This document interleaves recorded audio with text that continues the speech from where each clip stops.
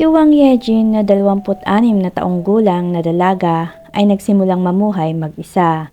Sa araw ng tagsibol ay nagtagumpay siyang makakuha ng trabahong pinapangarap niya na mula sa isang malaking kumpanya. Dahil doon ay umalis siya sa poder ng mga magulang at tumira sa isang apartment sa Mapogu, Seoul, South Korea at tinatahak niya ang buhay ng maayos. Ngunit ang maliwanag at malusog na pang-araw-araw na buhay ni Yejin ay huminto noong July 25 taong 2021 dahil sa unang palapag ng apartment na tinitirhan niya, siya'y natagpuang patay. Sa tinatayang 2:40 AM noong July 25 taong 2021, nakuhanan ng CCTV footage ng gusali ang paglabas ng boyfriend ni Yejin na si Mr. Park sa kanyang unit. Kasunod noon ay ang pagmamadaling paglabas ni Yejin para sumunod dito. Tumakbo si Yejin ng nakayapak. Paalis na ang kanyang boyfriend, ngunit si Yejin ay kinapitan ang kanyang boyfriend at nagmamakaawa. Nakatayo siya sa pinto ng elevator at nakaharang. Sinusubukan niyang kausapin ito ngunit sinusubukan namang umalis ni Park. Makalipas ang ilang minuto ay hinablot ni Yejin ang ulo ni Park habang papalabas na ito sa front door. Nasaktan siya ni Yejin mula sa likuran ng kanyang ulo. Bilang tugon ni Park ay hinawakan niya ang kamay ni Yejin at saka ibinlanta siya sa dingding ng 10 beses. Si Wang Yejin ay tila nawalan ng malay saglit dahil sa pagkabigla at dahil nagdilim ang paningin ng kanyang boyfriend kaya nawalan ng kontrol sa sarili. At nang si Yejin ay nagkamalay ay tumayo siya. Saka lang bumitaw si Park at naglakad muli para umalis. Ngunit sa mga oras na to ay tila nangihina si Yejin at pasuray-suray na nakasandal sa pader habang pinapanood niya ang kanyang boyfriend na paalis. At hindi natatapos ang lahat doon dahil si Wang Yejin ay walang balak na sumuko. Maya-maya ay nakalabas na ng residential area si Park at siya'y nasa harap na ng building nang muling hinabol ni Yejin ang boyfriend at nasaktan niyang muli ang ulo ng kasintahan. Kaya isang pagtatalo na naman ang naganap. Patuloy na hinaharangan ni Yejin si Park habang tinutulak siya ni Park kaya natutumba. Sinasalakay siyang paulit-ulit ni Park at nagpatuloy ito hanggang madaling araw. Dahil sa lakas ng ingay dahil sa kanilang kaguluhan ay binuksan ng isang kapitbahay ang pinto at saka lumabas.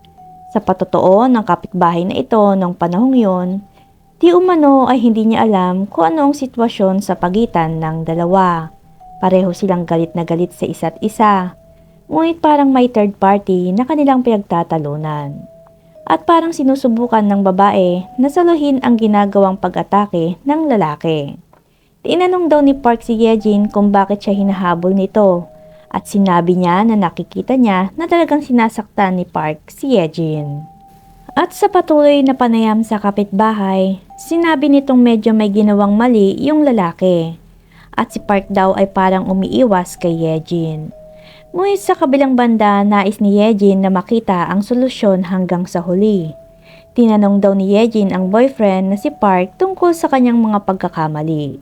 Ngunit mukhang iniiwasan ito ni Park. Dahil sa paglabas ng kapitbahay na yon, ay muling bumalik ang dalawa sa pinanggalingan nila. Matapos noon ay nakitang muli sa CCTV footage ng apartment ang dalawa. Ngunit sa pagkakataong ito ay si Park naman ang humahabol kay Wang Yejin at patuloy silang nag-uusap.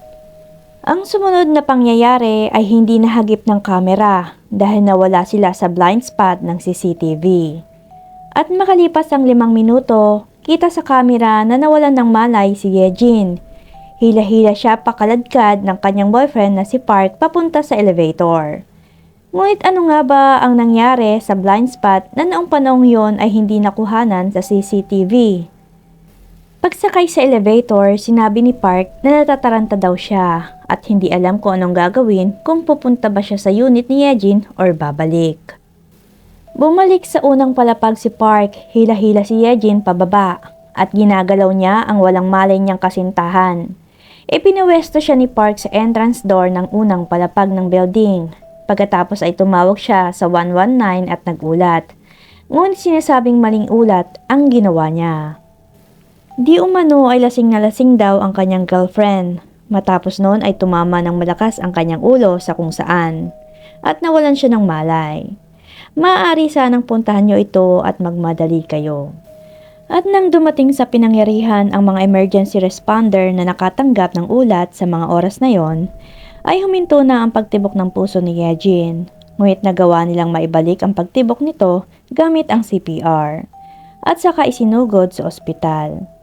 Ang lugar ng apartment ay naiwanan ng bakas ng mga dugo. Si Yejin ay nawalan ng malay sa loob ng 3 linggo. At kahit na siya ay sumailalim sa operasyon, ang estado ng kanyang lagay ay may napakababang posibilidad na mabuhay. At kung sakaling siya'y mabubuhay, ay kailangan niyang mamuhay bilang isang lantang gulay magpakailanman. Talagang malubha ang kanyang kalagayan. Tinuturing na siyang brain dead. Simula noon ay hindi na siya nagkamalay at namatay si Yejin dahil sa cerebral hemorrhage o pagdurugo sa kanyang utak. Sinabi ng kanyang ina sa isang panayam na namatay si Yejin ng ganun-ganun lang. Naalala pa niya na noong ang kanyang anak daw ay nasa intensive care unit, ay hinawakan niya ng mahigpit ang kamay nito. Sa pagkakataong yon ay mahigpit din daw ang hawak ng kanyang anak sa kanyang kamay. Para sa anak na walang utak at nakaligtas ng 3 linggo, kitang-kita niya na ang kanyang anak ay nahihirapan. Sinabi niya sa anak na huwag siyang mag-alala. Magtiwala lang daw ito sa kanya at lulutasin ang lahat. Sinabi din niya na mahal siya ni nanay at magpahinga na. At sa puntong yon ang anak na si Wang Yejin ay tuluyan ng nagpaalam. At sinabi din ng ina na di umano ang salarin na naging sanhi ng pagkamatay ng kanyang anak ay ang kanyang kasintahan din mismo. Sa humigit kumulang 2:50 AM noong July 25 taong 2021, ang salarin ay nagpabalik-balik sa pagitan ng exterior passageway sa harap ng elevator sa unang palapag ng apartment ng kanyang anak. At inatake ang kanyang ulo at tiyan. Hinawakan niya ang ulo nito at itinulak siya sa pader ng ilang beses. Pinatumba siya at sumampa sa ibabaw ng natumba niyang anak at diininan ng kanyang tuhod. At saka sinuntok sa ulo. Siya ay gumawa ng isang karahasan na hindi maaaring gawin ng isang tao. At nang dumating ang Rescue 119, ang kanyang anak na babae ay nasa cardiac arrest at maraming dugo ang umagos mula sa kanyang ulo. Sa edad na 26 ay pumanaw si Yejin. Ngunit bakit nga ba nasaktan si Yejin ng kanyang boyfriend? At kailangan ba niyang mamatay? Ang kasintahan ni Wang Yejin na si Park ay inaresto kagad pagkatapos ng insidente. Ngunit dahil walang matibay na ebidensya kung sinadya ba ang pagpatay, ay na-dismiss ang warrant of arrest at bumalik siya sa trabaho. Ang boyfriend ni Wang Yejin na si Park Si, na 30 taong gulang at isang lisensyadong swimming instructor, ay gustong-gustong pumunta sa libing niya dahil gusto din itong makilala ang kanyang mga magulang. Sinabi niya sa kanyang panayam na di umano ay ito ang unang pagkakataon na napasubo siya sa ganitong sitwasyon at sobra daw siyang nagulat sa mga pangyayari. Ngunit dahil sa nahihiya siya at natatakot, ay pinigilan niya ang sarili at nagpa siyang hindi na lang pumunta. At habang umiiyak ay sinabi niyang hindi niya sinaktan si Yejin ng ganyan para ikamatay nito. Di umano ay bigla lang siyang bumagsak at maging siya daw ay hindi maintindihan ang buong sitwasyong to. At sinasabi pa niyang alam niyang walang maniniwala sa kanya. Talagang napaka-unfair daw. Alam din daw niya sa sarili niya na wala siyang rapatang umiyak. Ngunit sobrang lungkot niya at hindi niya alam ang gagawin niya sa sitwasyong to. Natatakot din daw siya maging kay Yejin. Sinabi niyang patawarin siya nito at saka tumulo ang luha. Ngunit para kanino ang mga luhang yon? Bago nangyari ang insidente, humigit kumulang 7 oras at 30 minuto, ang 3 magkakaibigan ay nagkaroon ng masayang pagkikita sa apartment ni Yejin, kabilang ang boyfriend ni Yejin na si Park, si Yejin at isang kaibigan na si Choi. Sa kanilang pagsasaya, sila daw ay nagkakantahan at nagiinuman. Ngunit ayon sa ulat ni Park, ay sinabi niyang di umano ay nakahiga siya ng mga oras na yon. Bandang 2:20 AM ay nagsusulat si Yejin at nakita niya na nagpaalam si Choi na umuwing mag-isa. At hinatid ni Yejin ang kaibigan sa labas ng apartment. Wala pang 20 minuto ay bumalik si Yejin at makalipas ang halos 18 minuto ay mabilis na nagsimula ang insidente. Ngunit ano nga ba ang problema ang nangyari sa kanilang dalawa? Sinasabing nagkakilala sina Wang Yejin at Park 2 years ago sa isang company internship program. At ang dalawang taong ito ay naging lihim na magkasintahan. Ngunit sa pagpapatuloy ng kanilang sekretong relasyon, ang 22 taong gulang na kasamahan sa internship ay nakapansin sa dalawa. Tinanong nito si Park kung nagde-date daw sila ni Yejin. At nagpakita daw ng napaka-sensitive na reaksyon si Park. Sinabi niyang kanina daw nito narinig ang balitang yan. At sino daw ang nagsabi niyan? At sinabing bakit daw siya manliligaw sa isang aso. Ngunit ano nga ba ang dahilan kung bakit lihim ang relasyon ng dalawa? At bakit gusto niya ng isang lihim na relasyon kay Yejin? May araw daw na napatingin si Yejin sa cellphone ng boyfriend si Park. Nagkataong may mensaheng ipinadala ang babaeng trainee sa kanilang kumpanya sa kanyang boyfriend.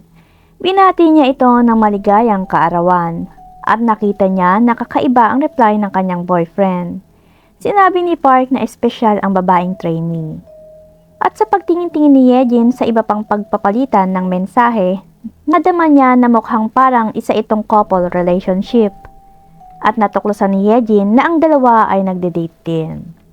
Dahil sa issue sa mga relasyon ni Park sa ibang babae, ay naging madalas ang kanilang pagtatalo. At ang ibang babae ang naging dahilan ng away. Kaya hiniling niya kay Yejin ang isang lihim na relasyon ay dahil nakikipagrelasyon din siya sa ilan sa mga babae sa kumpanya.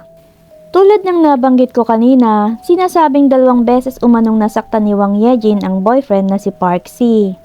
Nauna siyang saktan ng babae kaya nagalit si Park at nagkasakitan silang dalawa. Ang tanong ng nakararami ay ginawa ba ito ng babae nang walang dahilan? Dahil unang tinamaan ng babae ang likod ng ulo ni Park at okay lang bang patayin siya? Ang pagpatay ay hindi mabibigyang katwiran sa anumang kadahilanan, kahit ano pa ang anumang kadahilanan ng away nila. Sa isang sitwasyon kung saan hindi natin alam na eksakto ang buong pangyayari.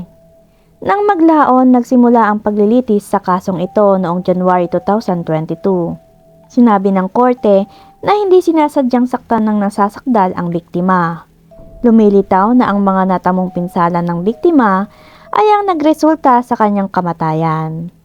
Bagamat si Park ay nagpahayag ng panghihinayang at pagsisisi sa kanyang mga pagkakamali, siya'y sinintensyahan ng 7 taon sa bilangguan para sa kasong manslaughter at hindi murder tulad ng inaasahan ng pamilya ni Wang Yejin. Bilang tugon sa desisyong ito, sinabi ng mga magulang ng biktimang si Wang Yejin na di umano ay hindi mabubuhay ang mga magulang kung ang tanging halaga para sa pagkamatay ng kanilang anak na babae ay 7 taong pagkakakulong lamang. Nagtanong din siya kung wala daw bang batas para sa mga biktima. At masaya daw siya dahil isa lang kanyang anak. At sinabi pa ng ina na paano ka manganganak at magpapalaki ng mga bata sa bansang tulad nito. At naiinis pang sinabi na wala na siyang balak pang magpalaki ng mga anak. Ang problema ng karahasan sa pakikipagrelasyon ay nagpapatuloy hanggang ngayon. Maraming nangyayari hindi lang sa kanilang bansa, bagkus sa buong mundo. Ngunit ang batas ay dapat nang baguhin ng mas malakas para hindi na maulit ang ganito. Lahat, bata, matanda ay nagmamahal ng ligtas at manatiling ligtas. Sana mabuhay tayo sa mundo kung saan pwede tayong magpaalam. Kaya ngayon para kay Wang Yejin, naway magpahinga na ang iyong kaluluwa sa kapayapaan.